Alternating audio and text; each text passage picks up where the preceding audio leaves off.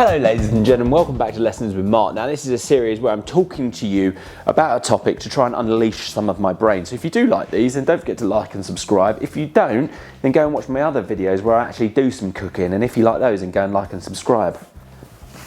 For now, what I'm going to talk to you is how to pull apart a recipe. Okay, I've already done a bit of writing because it took a bit of thinking. So I'll put it over here. So a recipe, I don't do many recipes because recipes are very constrictive, but I understand recipes so they don't become constrictive. But if you look into a recipe book and you may be like, oh, I want to do that like salmon and creamed spinach dish, but I haven't got any salmon, and then you just give up because you haven't got any salmon, okay? So what I'm going to do is sort of like talk to you about how you can pull a recipe apart and how you can make it work for you. And it's just about having an understanding of what is happening in the recipe. So I like to think of the properties, or is it a structural component or is it just a flavorful component? So a very, very simple one we're going to do just to sort of get you in the mood is meatballs, tomato sauce and rice. Why would you say it with rice? That's just weird. But anyway, so I actually wrote minge when I should have written mince. So when you think about it, what flavour mince do you want to have? So it's obviously going to turn into a meatball. So you could have lamb, you could have beef, you could have chicken, you could have turkey, you could have any of those things, any of those minces that make a ball.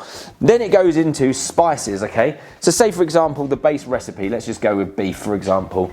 The spices, or let's just say the flavour, is going to be your classics like onion, garlic, sweated off with a little bit of herb, okay? Lovely stuff.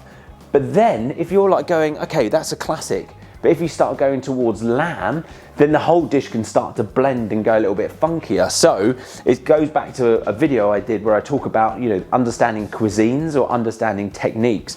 So if you was to go with something like lamb, then you could then go, right, why don't we change the dish and sort of take it down a sort of a Moroccan or Middle Eastern or maybe even Greek route, yeah? It doesn't have to change massively, but the ingredients that you put in could then be, let's just go Moroccan for example. You could put a bit of ras el hanout in there as a spice. Onions and garlic are a great base, but you could start amping certain things up, maybe a little spoonful of harissa, and then all of a sudden you've got that. Or you could go down like a lamb, like a minted kofta kind of route. Absolutely fantastic. Of course, it will fucking work, right? Chicken, maybe you could go down the Thai route, for example. So you could put some, I don't know, Thai curry paste through it, red Thai curry paste, and then you've got these Thai meatballs. Brilliant. Now when you move on to the tin tomatoes or the sauce, then you can start to be even more creative and be a bit more playful. The only thing that you don't want to change here is, for example, is turning lamb into potato, because it'll be weird because you won't be able to make a potato ball that will actually stand up to all of this. So with the tin tomatoes, when you start making the sauce, beef, obviously it goes perfect with that. It's like a, fucking, you know what I'm saying? I tell you, man, Tony Montana eats a meatball and spaghetti meatballs. Bad accent. You know what I'm saying? So that's a classic beef ball. Lamb, when you start going here, like we said, if you're going to go down the Moroccan Middle Eastern route, do you want to flex that sauce to make it mimic that? Probably. It could be majestic.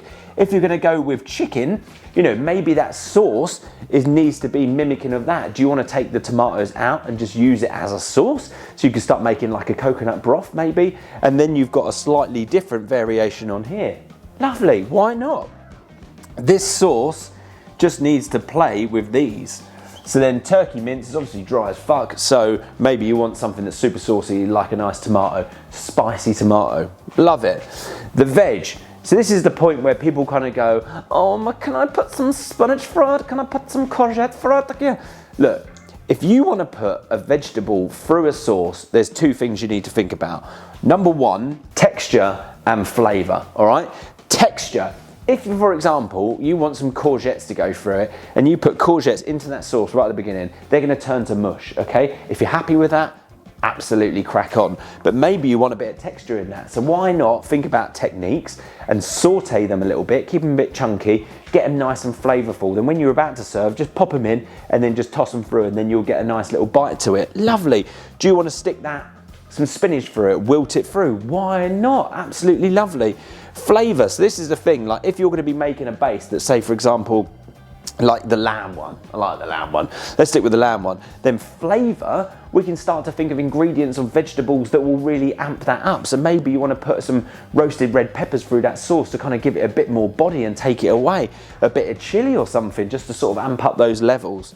Then, when you look at the rice, what is the rice doing? The rice is the carbohydrate that is going to be the thing that's going to make it and soak up all the delicious sauce. But there is so much flex, right?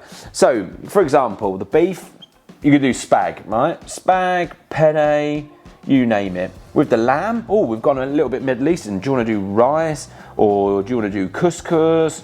Or do you want to do bulgur? You know, all of that kind of stuff. Over here, you've got your chicken. Look, you can go noodles. You can go rice again. You know, it's one of those things when you start to look at a dish and go, where am I taking it? What can I do? There is so much flex. So if you look at any recipe, just try and understand what each individual element is doing. Maybe that had a bit of Parmesan cheese. You know, maybe this is going to get spicy. So why don't you put like some cottage cheese or something? I don't know. You know, there's all of these little plays, but it's understanding what each component does so then you can pull it out and change it. I hope that makes sense. I hope you're learning. If you are learning, leave us a comment, like and subscribe. I love you all. I love this channel. Do you like this channel? I think it's fun.